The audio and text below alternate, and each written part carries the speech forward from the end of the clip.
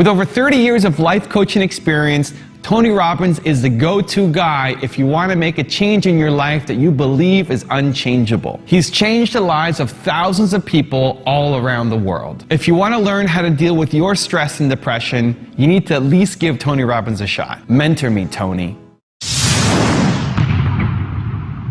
Overwhelm, you got to first own the fact that you've identified that as the way that you live. You've actually, I always tell people, you get what you tolerate. And so you've gotten used to tolerating that, and you start thinking, this is me, when all it is a habit. It's a habit of the way of looking at life. It's a habit of how you use your body. It's a habit of language that you use. Because certain words, when you use them, you become that. I really believe what you've got to do is train yourself. Train yourself physically. It's like working out. You know, people say, don't you have bad days? Of course I get pissed off, I get frustrated, I feel sad, I do all those things, but I don't stay there. I used to live there.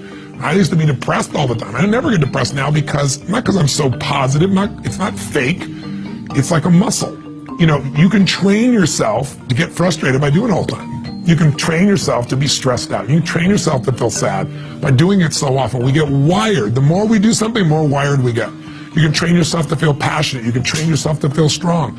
And I tell people, don't settle. Remember, you get what you tolerate. Put yourself in gear. Go for a workout. Start to train your body and your mind. And also find something you want to serve greater than yourself. Because if you're just doing this for you, you're going to probably have bad days.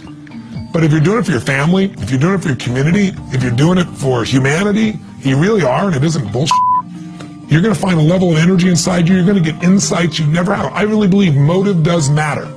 If your motive's just for yourself, you don't get much insight. Life supports you because you're part of life. But if you're trying to support more than yourself, when you get a vision, that's how businesses grow. That's how movements happen, right?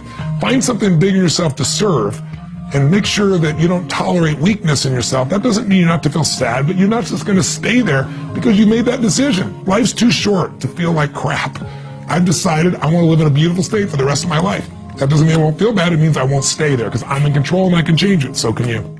The breakthrough happens by conditioning your mind every day, by feeding it a role model or story. It's putting yourself in a peak state when you follow through by getting physically strong. It's creating a little ritual of doing a little bit each day, and then you get momentum. But the most important thing of all is what we started out with. Why? Absolutely. Why is it a must for you?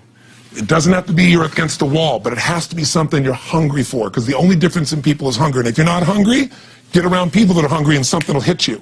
You watch a conversation, you get around people that are doing better, and all of a sudden you start going, my life sucks. I remember I went to a guy in LA. He's one of the most multi-billionaire guys, I'll never forget. And I lived in the Del Mar Castle, and I was really proud. That was like the symbol of me having taken myself from being poor to providing for my family this great place. It's built from castles in Europe overlooking the ocean, not far from you. And I went to this guy's house. He's a billionaire. He took me down to his wine cellar. I don't even drink wine. Went to this whole thing. At the end of the night, I was depressed. I lived in the Del Mar tenement, as far as I was concerned. I really was. I was like, I live in a crappy place, and all my standards changed. All of a sudden, I wasn't willing to settle for living that. All of a sudden, my back was to the wall in a different way, because as a man, I knew I was capable of more. So people can change their standard by getting around where it's better. People can change their standard by getting associated with what's true, like the bills they got to solve, the problems they got to do it. Or they can do it because they're excited because it's something new they want to take on. Everyone's different, but they got to find the why, and they got to come up with some daily rituals to get them going, and just do a step at a time.